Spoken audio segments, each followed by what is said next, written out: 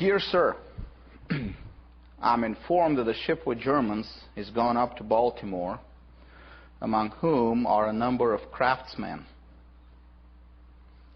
I'm a good deal in want of a house joiner and bricklayer who really understand their profession, and you would do me a favor by purchasing one of each for me. I would not confine it to Germans. If they are good workmen, they may be of Asia, Africa, or Europe. They may be Muslims, Jews, or Christian of any denomination, or they may be atheists. I would, however, prefer middle-aged to young men and those who have good countenances, look good, not like me, and good characters on shipboard to others who have neither of these to recommend them, although, after all, the proof of the pudding must be in the eating. I do not limit you to a price, but will pay the purchase money on demand. This request will be enforced till complied with or countermanded, because you may not succeed at this moment and have favourable ones hereafter to do it in. My best respects, in which my wife joins, are presented to Mrs. Tilghman and Mrs. Carroll, and I am, etc., etc., etc. Now, before you take offense, this is not about buying slaves, but about hiring indentured servants. Well, obviously, he's talking about Germans, so Germans could not be slaves at the time. Indentured servitude was the way for many people to pay off debts and accumulate capital while being economically protected. It was the institution that helped many immigrants come to America and settle here. In fact, if you can trace your ancestors in this country more than 6 generations back, there is a 100% chance that they either arrived here as indentured servants or hired or bought, the language at the time, indentured servants as a means to help them immigrate.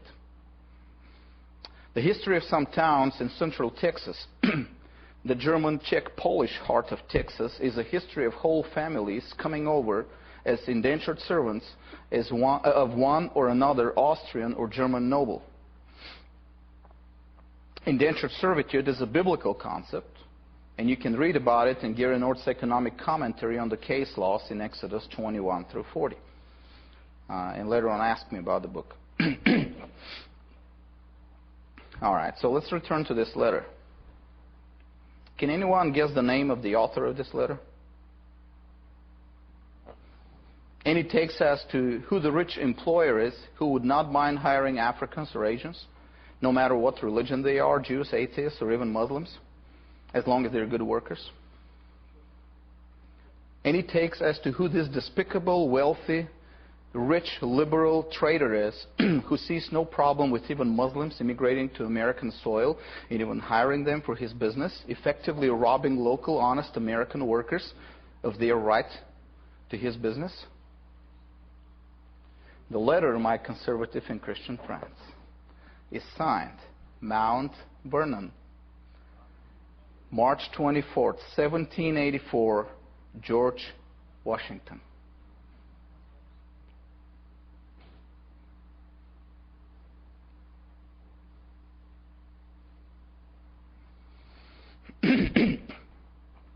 And before someone replies that Muslims were not back then a threat as they are today, I would like anybody who's ever been with the Marine Corps to remind them of the origin of the words "to the shores of Tripoli" in the Marines' hymn, and see what threat Muslims were back then as they are today.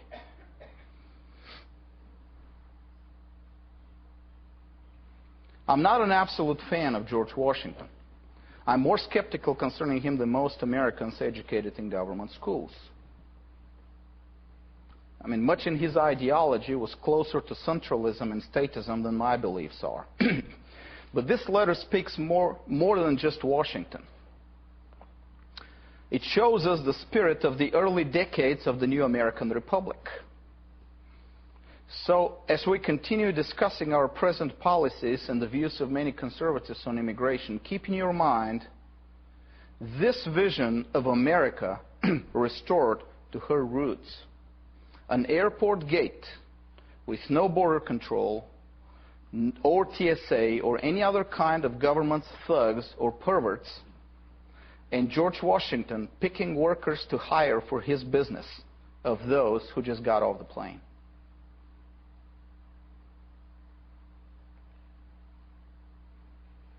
And if this vision is not part of your greater vision of America restored to her roots, you are not part of the solution.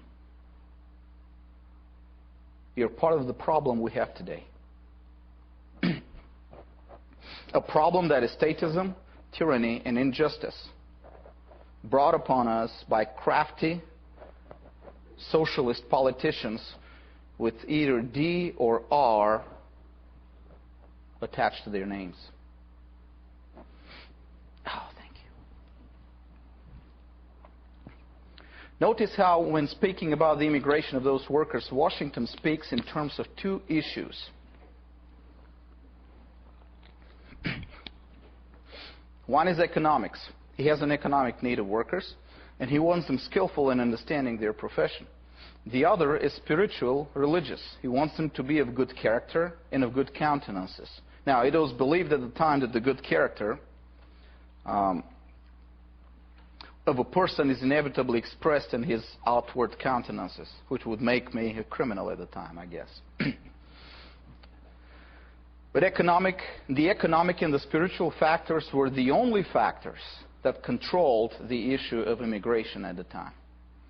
Notice carefully that one factor is missing, a factor that is absolutely dominating the immigration debate today more than any other factor. What's missing is the political factor. Washington doesn't seem to have any concern about any political issues in hiring those workers. He doesn't mention any laws about immigration. He doesn't mention any problems with unions or government bureaucrats. He is not concerned that the shipment of so many workers from a country, Germany, that just 3 years prior to this letter had 18,000 mercenaries in service of the British government on American soil fighting the army of Washington himself. Remember? Hessians. The Hessian mercenaries. In fact, I changed some of the words in the letter to apply today, but the original word for Germans there is Palatines, from the German Palatinate, a place in Germany that actually included Hesse, the same province that sent the mercenaries. So you may have been fighting against these people. He doesn't mention anything about the possibility that there may be a political assassin among these people who would be more than happy to take out the very leader of revolutionary America.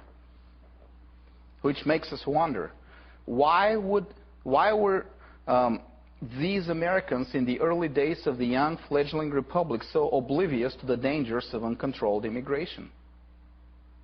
Why aren't they mindful of the political consequences of letting people just come and find a job? Why is the very person who led the troops in the War of Independence so pragmatic in his attitude to immigrants, even to the point of seeing no problem with Muslims or atheists coming over, as long as they're of good moral character? In order to understand the immigration policies of the U.S. today, we need to look at all of these issues, political, economic, and religious, and compare ourselves to America as she was supposed to be. We already saw how we compare to the biblical law. And we saw that as Christians, we have actually been on the wrong side. Friends with the enemy and enemies of God. Mistreating the foreigner and worshiping evil laws imposed by an evil pagan regime. We also saw the history of these laws, where they came from, and we saw that there is nothing Christian nor conservative nor American in the laws limiting immigration.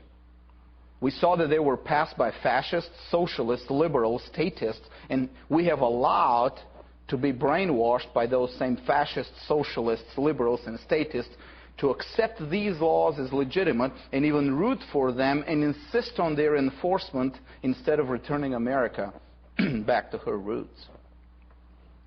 But we have a final argument to address. What about today? Isn't today different than yesterday? Aren't there different principles today to look at immigration? Aren't there unique dangers today that previous generations didn't face? Problems that make it necessary and expedient to make a U-turn on immigration and adopt a stance which our forefathers would find immoral, unjust, and paranoid. Can we learn from the past and therefore try to return America to her roots? Or is the present so wildly different that her past experiences don't matter anymore? Are we to be like the progressives we criticize, declaring the past to be of no consequence to us today?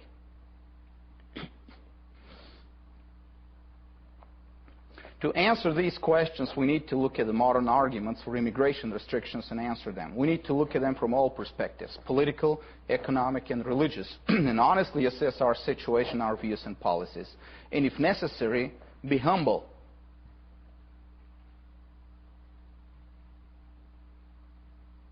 It's so hard. We're Americans. Be humble and acknowledge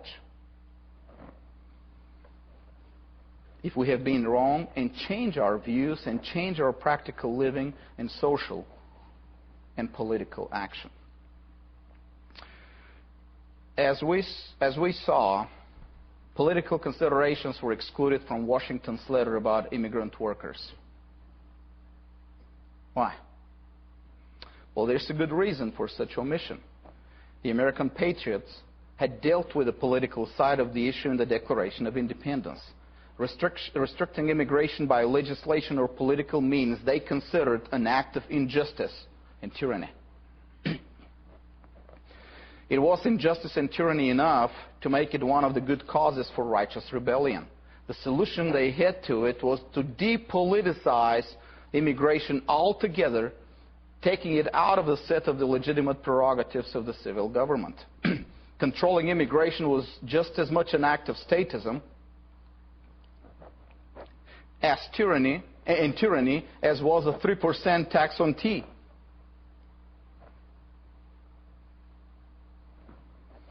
Therefore, the civil government should be barred from controlling immigration. We seldom stop to think today that the essence of politics, the primary question of every political issue is this: the individual versus the government. Okay, no matter what the issue is all about, it's always the individual versus the government. This is the essence of politics. Okay. On a deeper spiritual level, it is always Christ versus Caesar. But you will have to listen to my talk to the Kuiper Foundation conference last year to get that message. It's online free. You may ask Pastor Ron after that. He knows where to find it, or I can send it to you. No matter what the issue is all about, it's all about the government trying to grab more power and destroy the freedom of individuals. If it's about helping the poor, it's not about helping the poor, it's about more power to the government.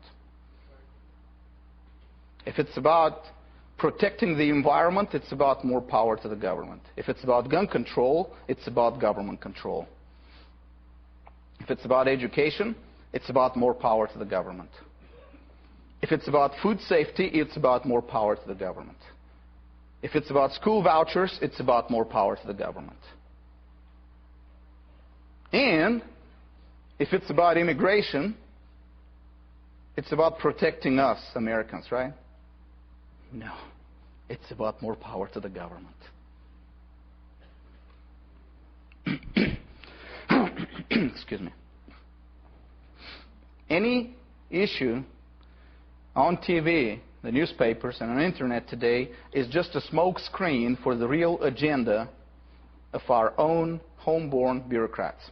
More power to the government. When you have a politicized issue, an issue that politicians talk about extensively, draw imaginary lines in the sand, separating between them and us. Watch out. The final issue is, how is the government trying to expand its own power?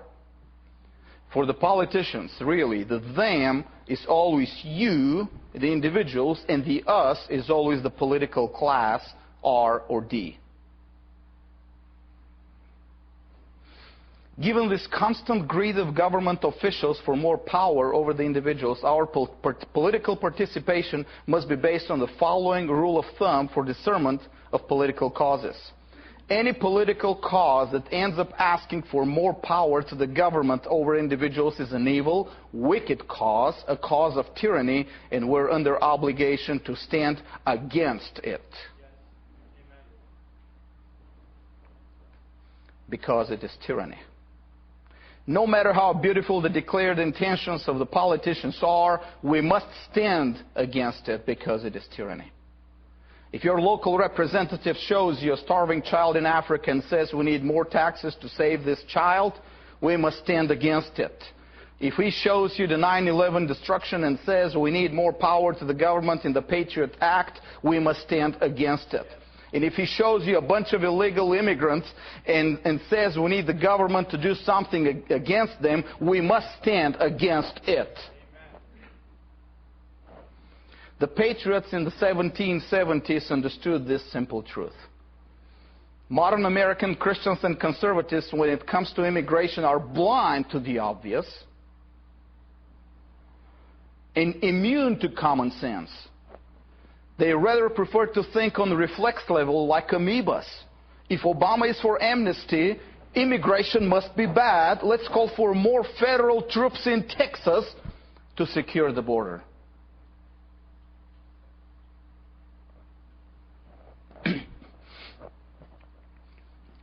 Now, this stupidity leaves conservatives open to manipulation. It makes it easy to produce some fake crisis which would make more conservatives mindlessly ask for more federal troops in Texas. At the end, Obama will have a tighter military control over one of the freest states in the United States, and that at the insistence of the conservatives in that state. Every time you're not thinking in depth, but only superficially, if Obama is for amnesty, immigration must be bad, you become a victim of crafty politicians. The current so-called immigration crisis is just the same kind of manipulation as showing pictures of hungry kids in Africa to make people agree to more foreign aid sent to African dictators. Except that one is designed to manipulate liberals, the other is designed to manipulate conservatives. The final objective of both manipulations, of course, is what? More power to the government. The very fact that the first reaction to a crisis is more federal control, please, should make a true lover of liberty stop and consider what is going on. As with everything else, we should be wise and not give free rein to our emotions, let alone emotions driven by fear. We should show such wisdom when we think about the amnesty our socialist government wants and not make the mistake of confusing their amnesty with open borders as so many conservatives do. You know, anytime I talk about open borders and they say, oh, so you're for amnesty. Well, in a sense I am, but I'm not for the Obamas and the socialist amnesty there. So have the socialists really changed their mind on immigration? No, they haven't. But remember, they don't care about immigration one way or another. They want to use any crisis, any occasion possible to do what? To increase the control of the federal government over the individuals and over you. From this perspective, open borders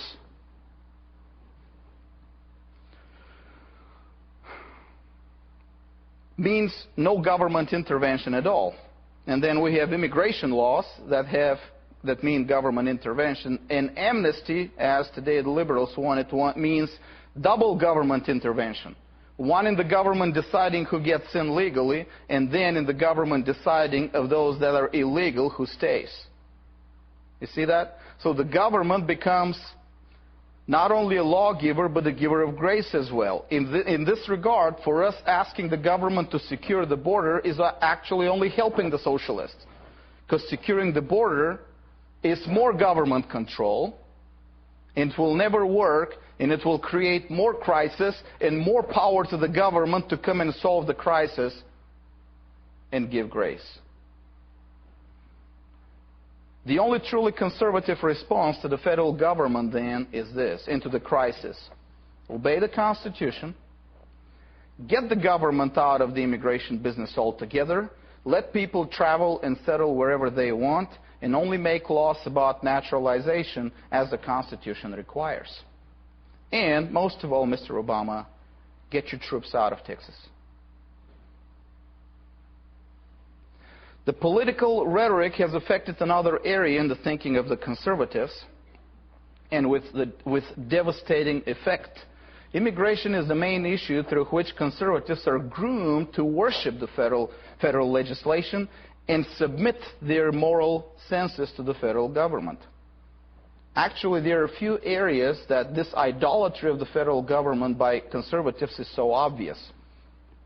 They don't stop to think how the conservative mind is now conditioned to define good and evil not according to an objective standard or a transcendent law, but according to whatever laws are passed in Washington, D.C. You don't believe what I'm saying? Here's the proof. It is in the argument used so often to justify the hatred of so many American Christians and conservatives towards immigrants. If they were decent people, they would come here legally through legal means. You see that? If they were moral people, they would obey the laws of a government that we ourselves agree is immoral.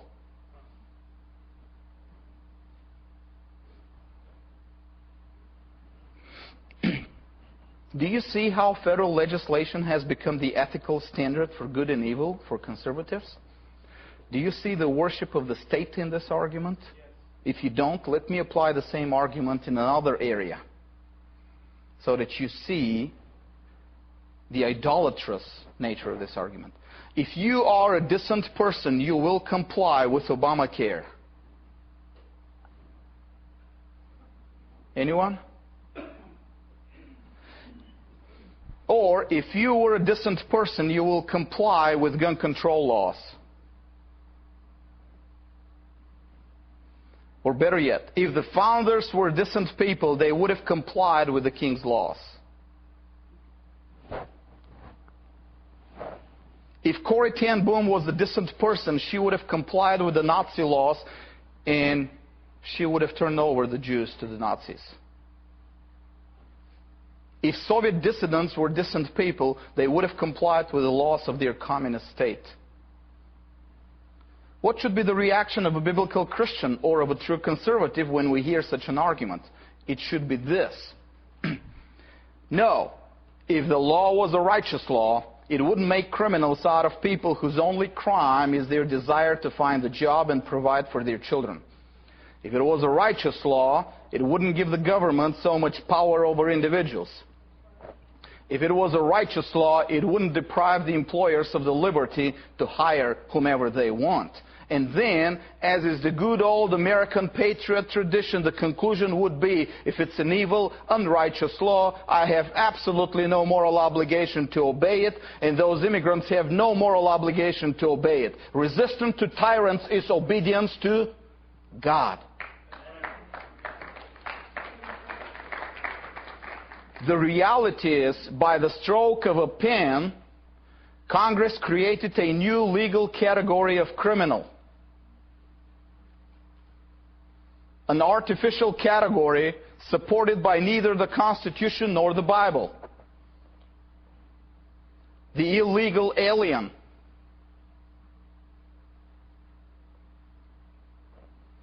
Conservatives have cheered for it and have transformed that artificial legal category.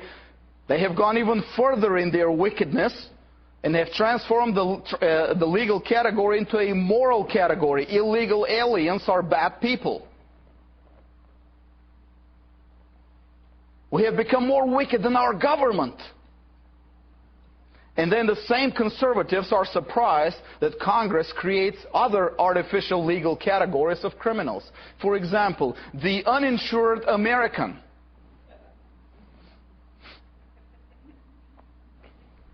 who must be fined for his refusal to get health insurance.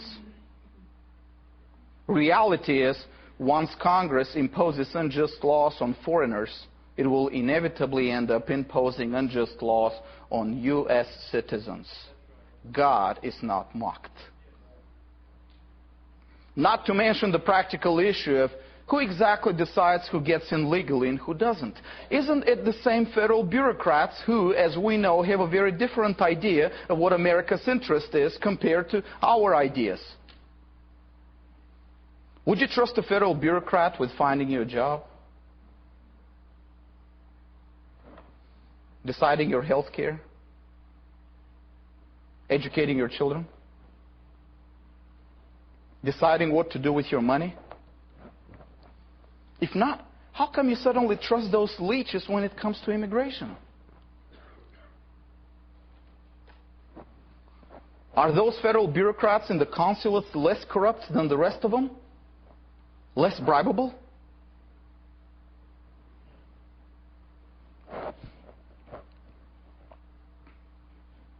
I know hundreds of cases where actually decent, hard-working, independent, entrepreneurial people were not given even business visas to visit and meet business partners in the States, while we know of multiple cases of outright criminals who get visas.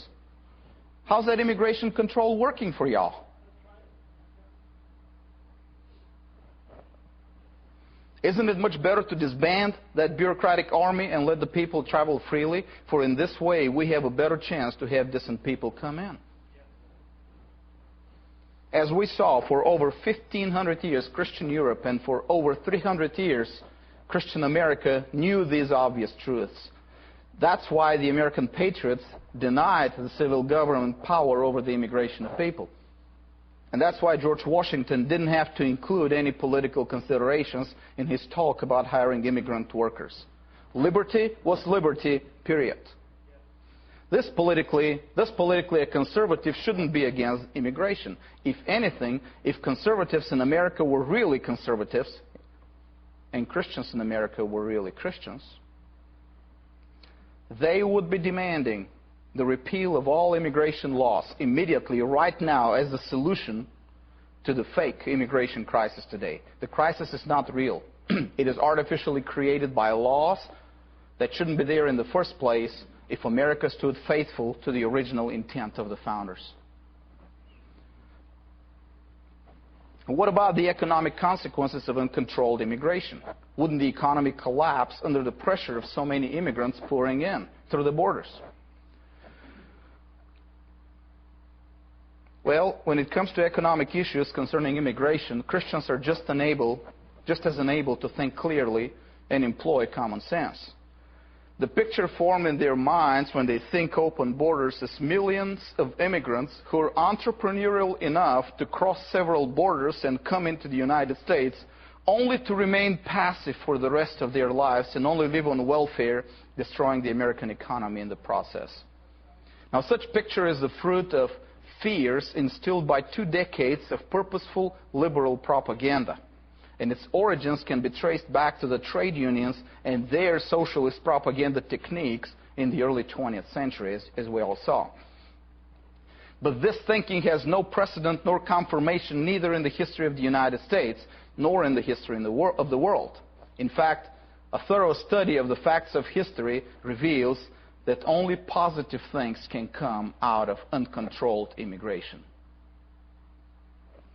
Now, first let me say this. There's no such thing as uncontrolled immigration. Immigration, like any human action, is always controlled by some factor or another. It's controlled primarily by economic conditions, but it's also controlled by religious, cultural, and linguistic factors. In general, if left free of government interference, immigration will depend on the market forces. People will calculate the cost of immigration and will compare it to the perceived benefits. This balance between perceived cost, I came here to this country. There was cost to it. I had to decide whether the cost is worth it. This balance between perceived costs and perceived benefits will always be the controlling factor of immigration if the government is not included in the equation. When the government intervenes, the information from the market is twisted, distorted, And immigration now depends on the government, not on the natural development of the market. So immigration is always controlled. The question is, who controls it? The market or the government? And let me tell you this, when the government controls it, the market suffers, as is with everything else. Historically, and mark this, historically, we do not have a single instance in history where economic immigration has destroyed a country or a civilization.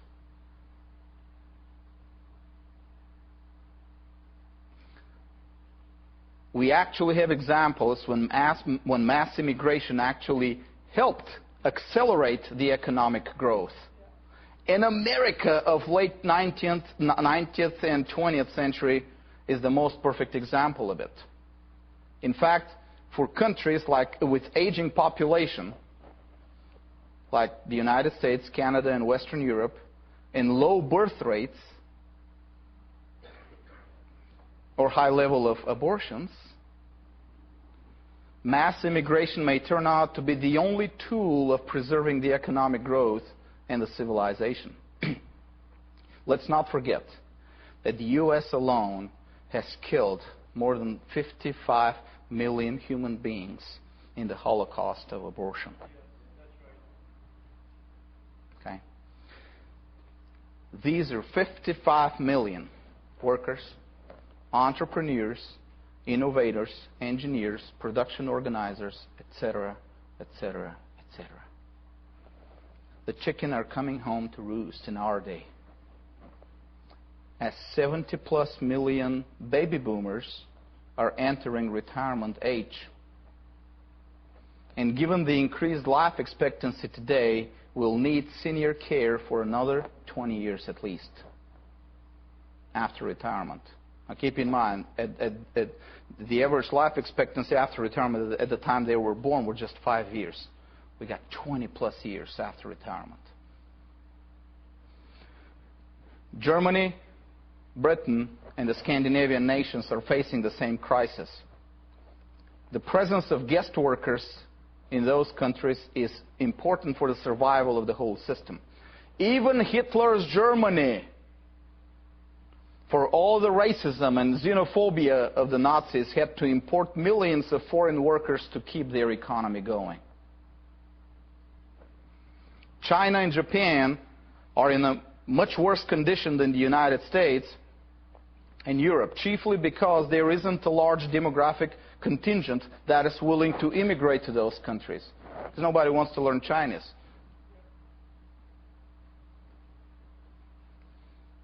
And the Chinese themselves usually tend to leave their country at first opportunity rather than stay.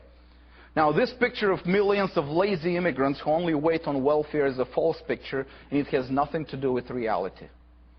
To the contrary, in any place where immigration is freed from restrictions, it is the industrious, active, entrepreneurial immigrants who outnumber the lazy and criminal elements by a large margin.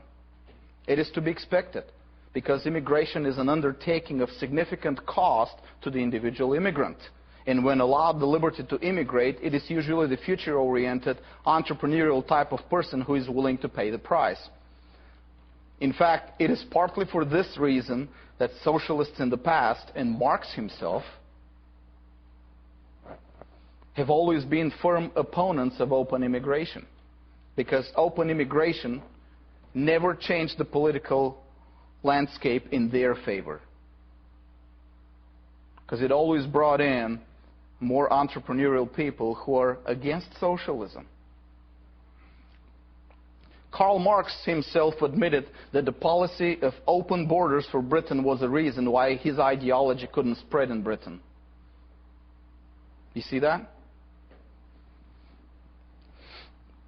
As improbable as it may sound to you, it is possible that the current change in policy of the liberals in favor of immigration instead of their traditional hostility to immigration is caused by their realization that their liberal socialist economic policies don't work, and therefore they need more immigrants to keep the economic growth.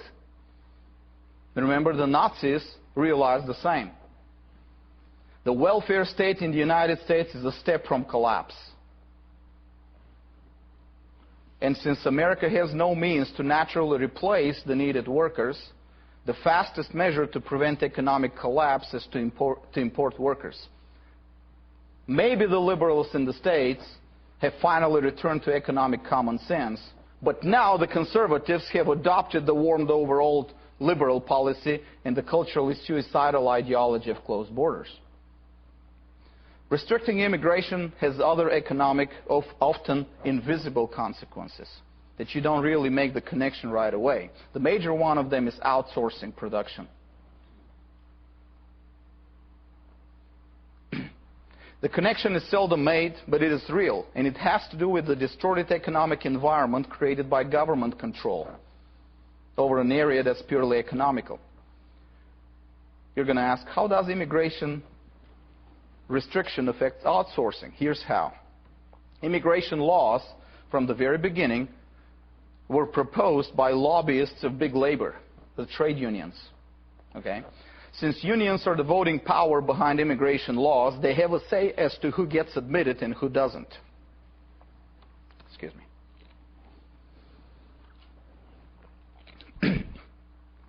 Of course, as with everything else, they shape the laws to admit only those who won't be any competition to the union's members on the marketplace. Right? If the unions decide who gets in, they will lobby so that specifically the people who would be competition to them would not be admitted. Okay? Thus, lower middle class workers seldom get immigration visas. Only higher middle class entrepreneurs and professionals and lower class welfare recipients get admitted because neither group is a competition threat to the unions. You see that? You got professionals and entrepreneurs, lower middle class, the typical union member, and then lower class welfare recipients. So this middle class is excluded from immigration because the main lobby behind the immigration laws, the trade unions, control the immigration law, so they exclude those that would be competition to them. Okay. So such policy distorts the market in the U.S. The lower middle class workers, this middle layer, who are members of trade unions, remain in lower supply compared to the other groups.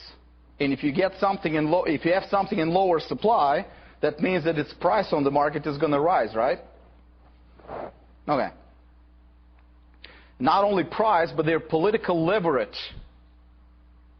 is much stronger. Thus, they can twist the hands of their entrepreneurs who now face competition from higher class professionals and entrepreneurs who have entered the country. Okay? And they get better terms, better wages, more benefits, earlier retirement, pension funds, etc. But remember this. Better terms for workers mean higher cost for the entrepreneur, higher cost for the employer. Eventually, increased labor costs in the United States make business unable to compete. Did we see that in the 70s, in the 80s, and even today? The solution? The entrepreneurs take advantage of the better global communications and the spread of knowledge, and what do? Outsource their production facilities. Get out of the country. Okay? Because of immigration restrictions, they can't decrease their costs by hiring those potential immigrant Mexican or Chinese or Indonesian workers. What do then?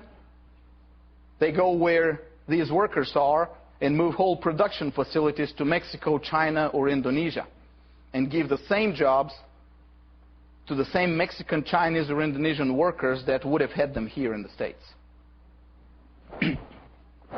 The only difference is now that because of immigration restrictions, it is the United States that is losing production facilities. And not only the unions lose available jobs, but service companies in the United States that would have worked for these production facilities lose business if it wasn't for because of the distorted economic environment created by those immigration laws. You see that?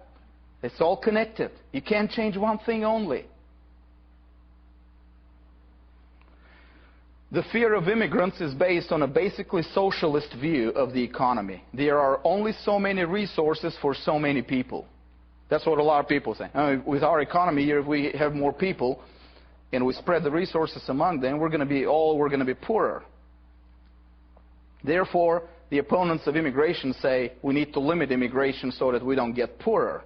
Well, amazingly, Christians seldom stop to think who they align with in this argument. Let me ask you this. Isn't this the same argument as the argument of those who advocate birth control? Aren't we saying the same thing? There are too many people on the planet and too small resources base. Let's limit the population. Isn't this what Christians are saying, basically? Isn't this the argument of rich liberals like Bill Gates, who hopes that vaccinations in Africa will help reduce the population there? Oh, look, there's a way to limit immigration to the United States. Kill all these people out there. We're all going to be richer. Isn't this the argument of abortion advocates in this country? Better kill a baby than let her live in possible poverty.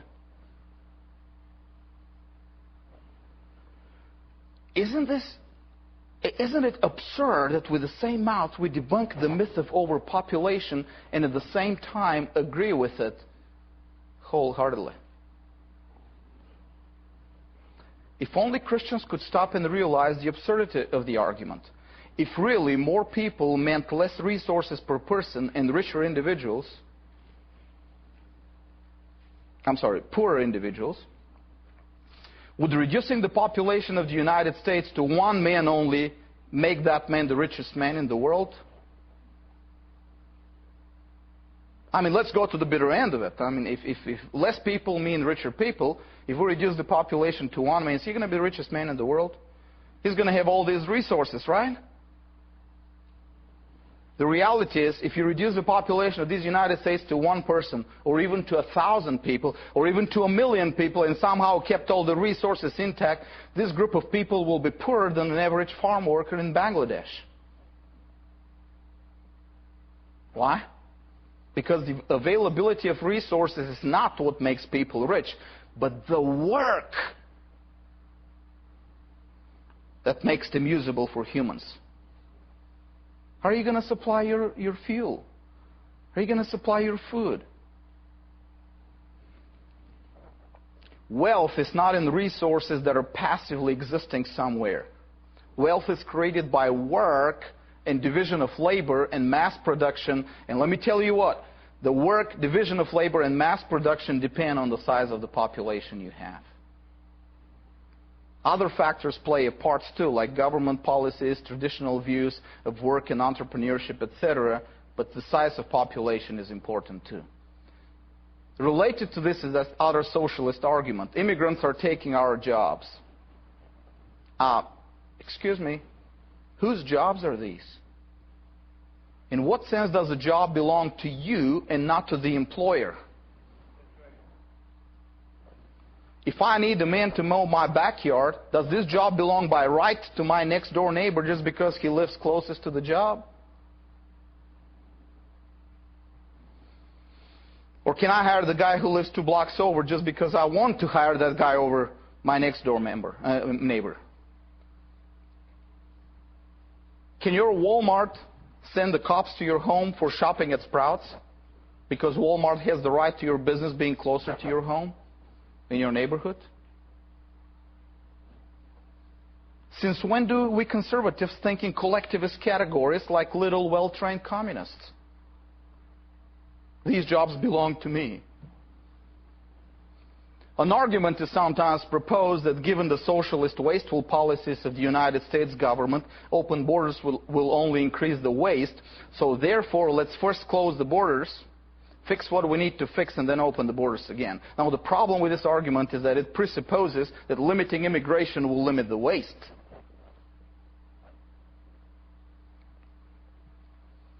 But what in the world makes us think that government waste depends on the size of the population or on limited immigration? Has there ever been a time in the American history when Congress actually needed the excuse of more immigrants to increase taxes and spending? Ever remember that? Ever remember? Anybody in Congress saying, well, we have more people, more immigrants, we've got to increase tax and spending. No, they increase it. They increase it, for any reason. If you have less people, they'll increase it because we have less people. If you have more people, they'll increase it because we have more people. When has there ever been such correlation? Congress increases spending for any reason whatsoever. It never sets aside money for immigrants, specifically. If you open the borders, Congress will increase spending. If we close them, Congress will increase spending. What in the world can make anyone believe that closing the borders will in any way decrease the waste or spending, or will help us, fix the problems in our society and government? And of course, when we close the borders, we actually give that same federal government more power to decide who gets in. And guess what? Who gets in will be those who pledge loyalty to that same federal government, which will decrease our chances to turn things around, as opposed to entry which is uncontrolled by the government, where lovers of liberty will have better chances to enter and help us restore liberty and justice for all.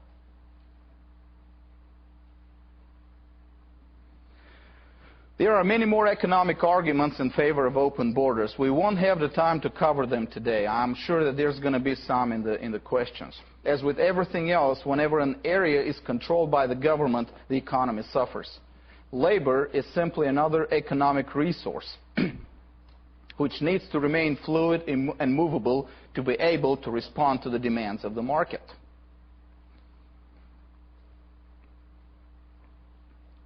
When the government controls the movement of any economic resource, the economic environment is distorted. Human resources are not an exception.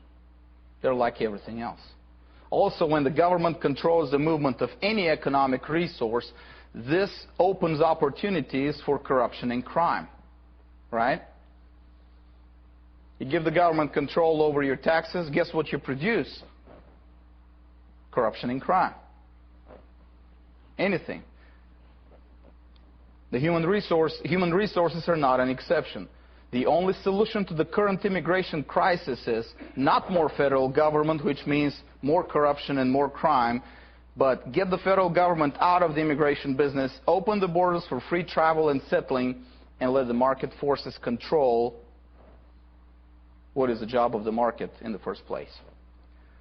But nowhere is the madness of American Christians more pronounced than when we come to the religious issues and factors of immigration. In their minds, American Christians are so blind to their own professed faith and to the facts of history and of the current situation in the world that they are completely unable to see the real picture of modern immigration. In their minds, open borders mean that the lawless pagans, and I'm quoting from a guy who actually wrote to me these words, the lawless pagans of the world will flood America. Seriously, because America doesn't have lawless pagans now.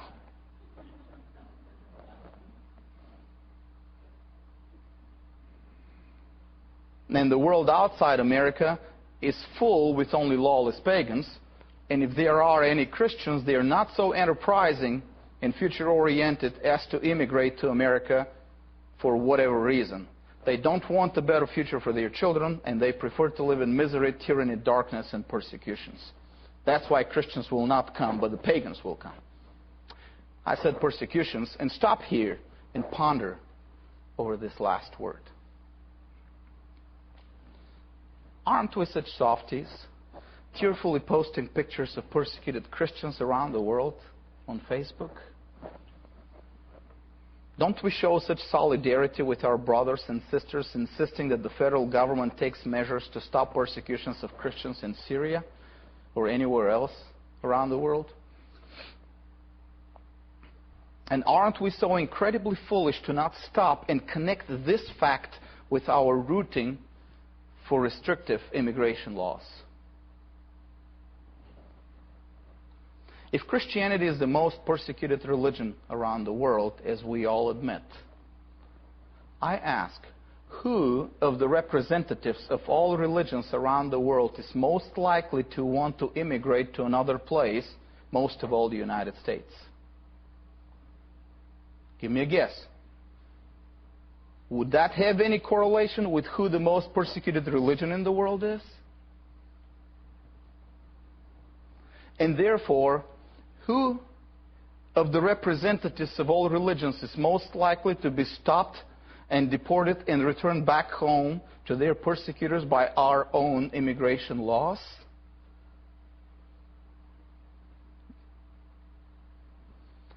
Good people will obey immigration laws, you say. But are those who enforce the laws good people? Aren't they federal bureaucrats? Would you trust a federal bureaucrat to protect you as a Christian in the United States? Would you give them the power to decide whether you need protection or not?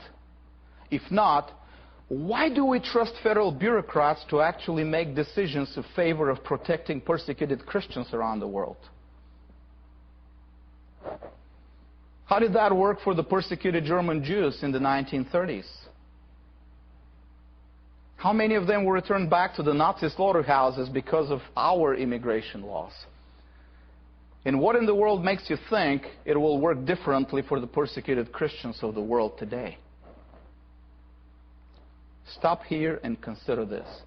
If this argument doesn't make your blood freeze in your veins,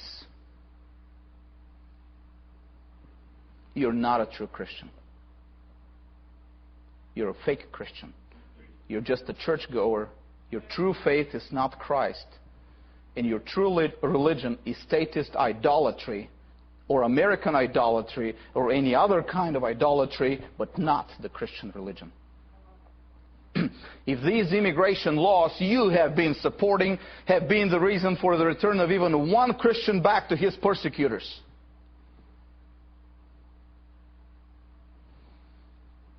or if these immigration laws have been the reason for even one Christian to despair of even trying to find asylum in the United States because of the high bars imposed on legal immigration, or because of the corruption of the federal bureaucrats, the blood of that Christian is on your hands.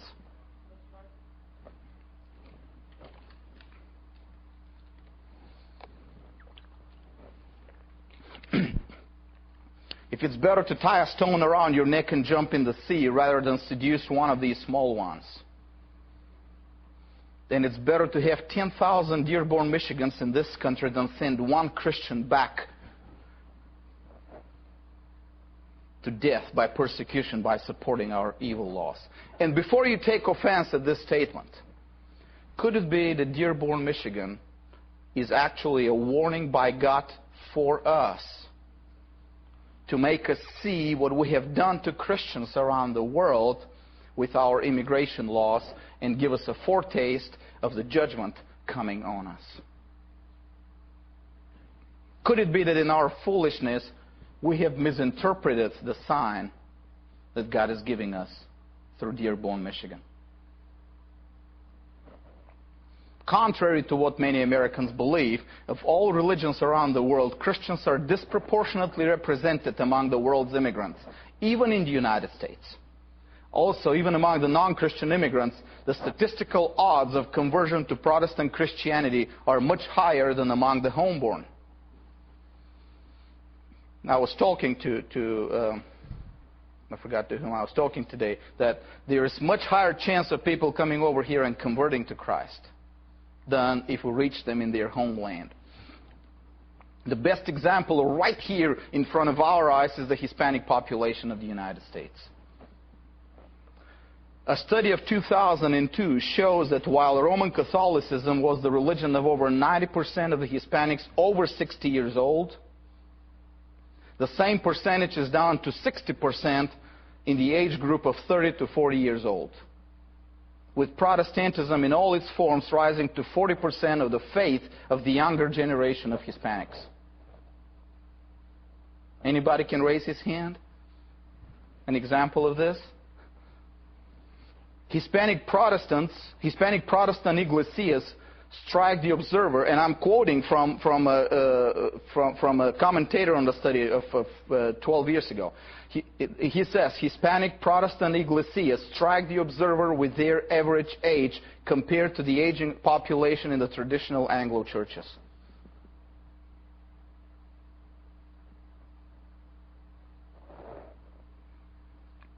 But there's more, and the two books of Philip Jenkins, The Next Christendom, and God's Continent give real facts and data, not propaganda, real facts and data about the religious constitution of the immigrant communities in Europe and the United States.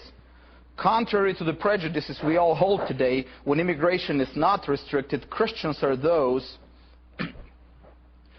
who dominate immigration, even if their home countries are not predominantly Christian. The Korean and the Filipino populations in the United States are the greatest examples of that. While Christianity is the religion of only about 40% of the Korean population back home, in the Korean community in the United States, Christians outnumber non-Christians by more than 20 to 1. You hear that? We're afraid that the lawless pagans of the world will come here. The reality is it's the Christians who come here when you open the borders. The situation is the same among the Filipinos and similar among, listen to this, to the Arabic immigrants. When you meet an Arab immigrant or anyone of Arabic origin in the United States, you run a 50% chance of them being Christian.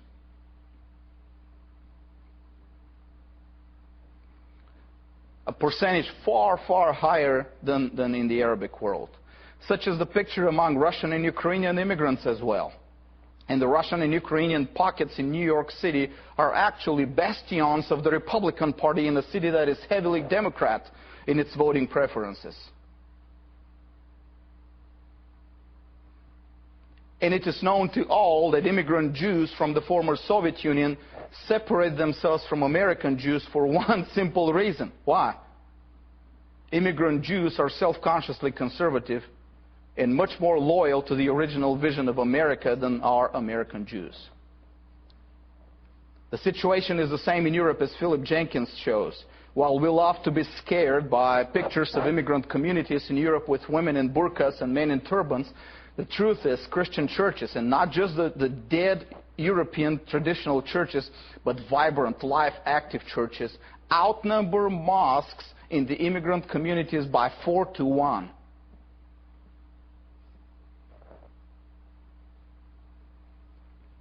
Now, this is not visible to the eye, and it cannot be on the news, because these people do not go around in flowing robes and turbans and burqas. But the truth is, Christianity in Europe is flourishing among immigrant communities, and in some areas, immigrant communities provide the only place a true worshiper of God can go. The only other option is being some dead church, traditional church out there. In fact, my daughter is right now in France on a short-term mission in one of, if she is in France, in Montauban, and the only true life church where she is a Pentecostal church in Montauban, France, near Toulouse, and half of the people in the church are immigrants from Africa. She sent me pictures. It's just, those African kids there.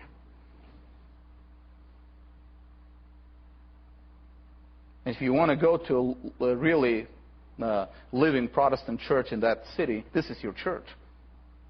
There's no other. The examples are too many to be listed here, but you all need to read these two books that I showed you, Philip Jenkins, to actually learn the facts. Restriction of immigration, therefore, won't help save the Western civilization. It will only help it surrender to the forces of atheism and socialism. Just like the influx of Gentiles in the church in the first century helped save and continue the covenant of God, saving it from the homeborn Jews. Immigration today may be the same force sent by God to save the Western civilization from its downward spiral into atheism and lawlessness. Religiously, we have nothing to fear from immigration, and we have everything to fear from our own spiritual stagnation and also from our violation of the law of God in this particular area. Thus, there are no reasons, political, economic, or religious, to curb, control, limit, or restrict immigration. Immigration is not bad, and in fact, it is good for America, and it has always been.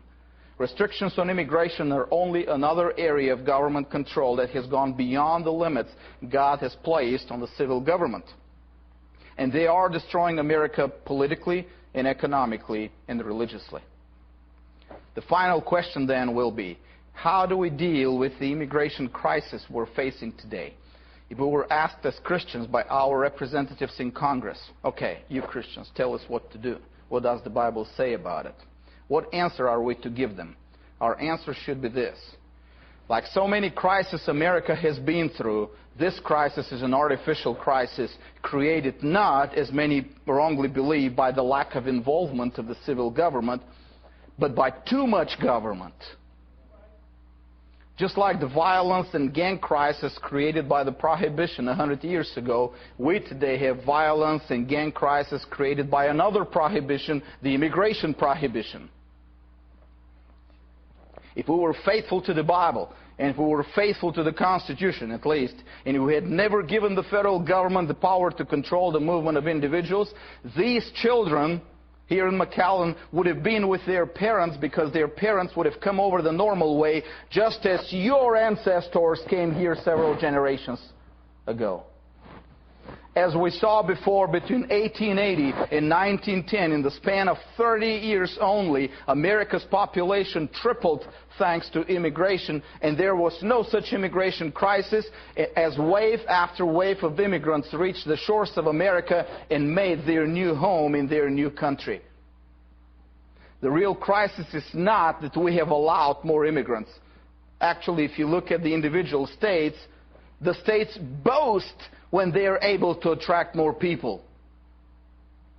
Right? And Texas is the state that boasts more than any others, because we boast. We're Texans, come on, we boast always. And we boast more than any other state with attracting people from the other states. The crisis that we have allowed is to be due by the liberals to declare immigration a bad thing and adopt a socialist ideology about it.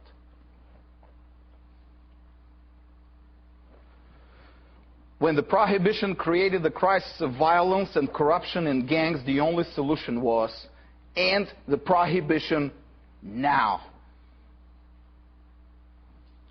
When they did, the problem disappeared overnight. The more they delayed the solution, the worse the problem became. You don't solve a problem by delaying the solution.